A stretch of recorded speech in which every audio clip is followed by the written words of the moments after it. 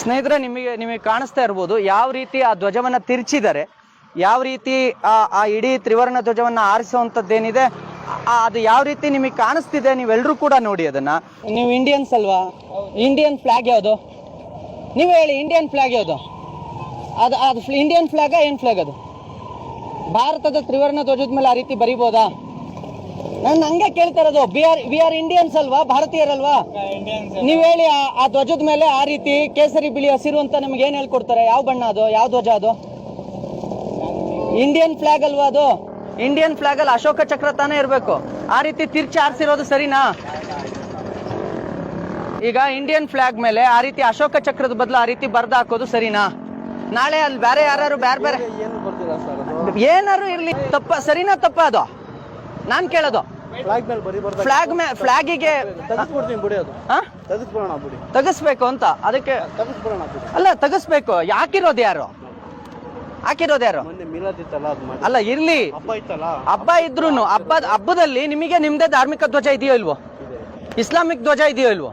Islamic ಧ್ವಜವನ್ನ ಹಾಕಿ. Islamic ಧ್ವಜ ಇಲ್ಲ ನಮ್ದು, ಇಂಡಿಯನ್. ನಾವು ನಾನ್ ಕೇಳ್ತಾ ಇರೋದು, ನೀವು ಭಾರತೀಯರೇ. ಭಾರತೀಯ ಧ್ವಜವನ್ನ ಎಲ್ರು ಈ ರೀತಿ ಬಳಸ್ಕೊಳ್ತಾ ಹೋದ್ರೆ ನಾಳೆ ಏನಾಗುತ್ತೆ? ನೀವ್ ಹೇಳಿ, ನಾಳೆ ಇನ್ನೊಬ್ರು ಬಂದು ಬೇರೆ ಏನೋ ಬರೀತಾರೆ, ಹಾಗೇನಾಗುತ್ತೆ? ತೆಗಿಸಿ, ಬೇಗ ತೆಗಿಸಿ ಅದನ್ನ. ದೇವರ ಬೋಧನೆ. ನಾಳೆ ಕೆಲವರು ಇನ್ನೇನೋ ಬರೀತಾರೆ ಫ್ಲಾಗ್ ಮೇಲೆ. ಭಾರತೀಯರೇ, ಅದು ದೇವ್ರ ಬೋಧನೆ ಮಾಡಿರೋದು. ದೇವರ ಬೋಧನೆ ಅಂದ್ರೆ ಅದು ದೇವರನ್ನ ಇಡೀ ಎಲ್ರು ಒಪ್ತಾರ ಭಾರತದಲ್ಲಿ?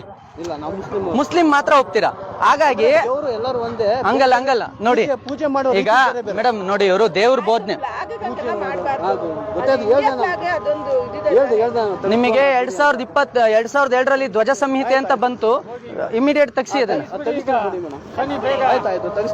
ಮೇಡಮ್ ನಿಂತು ನೀವೇ ಅದನ್ನ ಇದ್ ಮಾಡಿ, ಅದನ್ನ ವಶಕ್ಕೆ ತಗೋಬಿಡಿ. ಆ ಫ್ಲಾಗ್ ವಶಕ್ಕೆ ತಗೊಳ್ಳಿ, ಆ ಫ್ಲಾಗ್ ತಗೊಳ್ಳಿ ಅದನ್ನ. ತೆಗೆದು ನಾವು ಸ್ಟೇಷನ್ ಕೊಡ್ತೀವಿ, ನಂದಿರೋ ಸ್ಟೇಷನ್ ಕೊಡ್ತೀವಿ.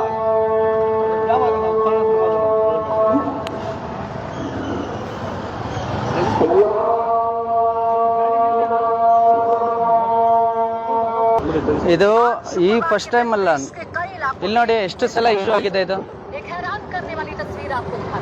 तेलंगाना के क्या जानकारी है आपके पास?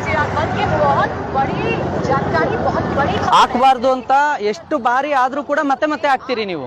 ಅದ್ರ ಉದ್ದೇಶ ಏನು? ಈಗ ನಾವು ಕೇಳೋದು, ಇಂಡಿಯನ್ ಫ್ಲಾಗ್ ಮೇಲೆ ಆ ರೀತಿ ಬರೆಯೋ ಉದ್ದೇಶ ಏನು? ದೇವ್ರ ಬೋಧನೆಯನ್ನು ಭಾರತದ ಮೇಲೆ ಯಾಕೆ ಯಾರು ಏರ್ತೀರಾ? ಇಂಡಿಯನ್ ಎಲ್ರು ಕೂಡ ಅಲ್ಲ. ನೀವು ಈಗ ನಾಳೆ ಅದೇ ಫ್ಲಾಗ್ ಮೇಲೆ ರಾಮನ್ ಹಾಕೊಂಡ್ರೆ ಒಪ್ಕೊಂತೀರಾ ನೀವು? ಇಂಡಿಯನ್ಸ್ ಎಲ್ರು ಕೂಡ ಭಾರತಕ್ಕೆ ಮತ್ತು ಸಂವಿಧಾನಕ್ಕೆ ಪೂರಕವಾಗಿರ್ಬೇಕು, ಇಸ್ಲಾಂಗಲ್ಲ. ಇಸ್ಲಾಂದು ಈಗ ನಾವು ಕೇಳಿ, ಈಗ ನೀವು ಅದ್ರ ಮೇಲೆ ಬರ್ದಿರೋದು ಇಸ್ಲಾಂದ ಅಥವಾ ಭಾರತದ್ದು? ತೆಗಿರಿ ಅದನ್ನ ಅಂತಂದ್ರೆ ತೆಗಿಸ್ತೀನಿ ಅಂತ ಹೇಳ್ತಿದ್ರೆ ಸ್ಪಾಟ್ ಅಲ್ಲಿ ತೆಗಿರಿ ಅದನ್ನ.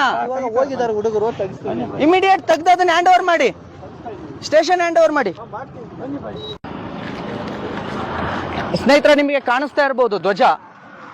ಈ ಧ್ವಜ ಏನಿದೆ, ಇಡೀ ಭಾರತವನ್ನ ನಾವು ಇಸ್ಲಾಮೀಕರಣ ಮಾಡ್ತೀವಿ ಅನ್ನೋ ಏನು ಇದಿದೆ, ಮನಸ್ಥಿತಿ ಇದೆ, ಮಾನಸಿಕತೆ ಇದೆ. ಈ ಮಾನಸಿಕತೆಯನ್ನೇ ನಾವು ಇವತ್ತು ತೋರಿಸ್ತಾ ಇದೀವಿ. ಭಾರತದ ತ್ರಿವರ್ಣ ಧ್ವಜದ ಮೇಲೆ ತಲವಾರ್ ಹಾಕಿ ಅವರ ಕಲ್ಮ ಅಂತ ಏನ್ ಕರಿತೀವಿ, ಇಡೀ ಕಲ್ಮವನ್ನ ನೀವು ಅದನ್ನು ಸೂಕ್ಷ್ಮವಾಗಿ ಗಮನಿಸಬಹುದು.